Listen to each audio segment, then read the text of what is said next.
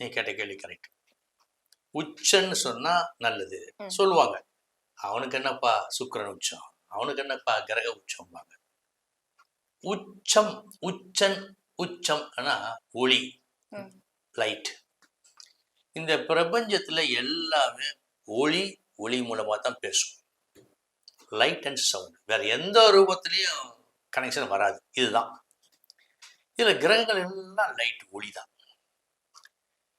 ஒளி நல்லா இருந்தது சொன்னா பொருள்கள் தெரியும், பயணப்படலாம், நல்லது. இருள் தடுமாற்றம், கெட்டது. நீச்சம்னா இருள், உச்சம்னா வெளிச்சம். இதுதான் தத்துவம். உச்சம் நல்லதுதான் செய்வோம், அதில் மாற்றமே இல்லை. சில மோசமான அமைப்புகள் உள்ள இடத்துல கூட அந்த கிரகம் உச்சம் பெற்றால் தோஷ நிவர்த்தி தான் சாஸ்திரமே சொல்லுது. உச்சன் கண்டிப்பா நல்லதுதான் செய்வான், அதில் மாற்றமே இல்லை. இப்போ உச்சனை உச்சன் பார்த்தாலும் சொன்னோம், பிச்சை எடுப்பார், உண்மையான உண்மைதான்.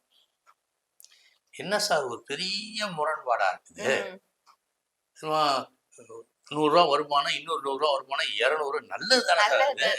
அது எப்படி சார் கெட்டதுன்னு சொல்ல முடியும்னா, உனக்கு ஒரு விளக்கம் சொல்றேன், யோசனை பண்ணு, மக்களும் தெரிஞ்சுக்கிட்டும்.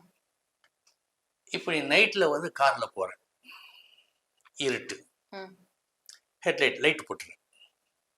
இந்த வெளிச்சம் என்ன செய்யுது, பாதையை ஒழுங்கா காட்டுது, உனது பயணம் எளிதாகிறது இல்லையா?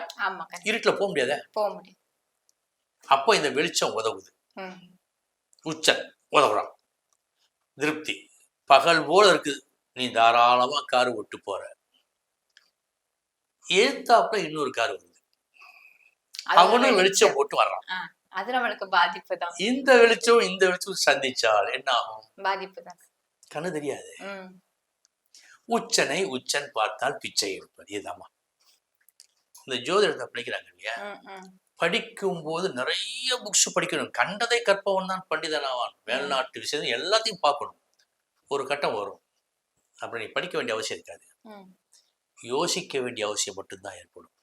இப்படி இருந்தா இப்படி ஒவ்வொன்று கனெக்ஷன் ஏற்படுத்தி பார்க்குறோம் இல்லையா, இதுதான் தேவைப்படும். உச்சனை உச்சன் பார்த்தால் பிச்சை எடுப்பன்னு சொன்ன அந்த அறிஞன் மகான் உண்மையிலேயே பெரியவன்.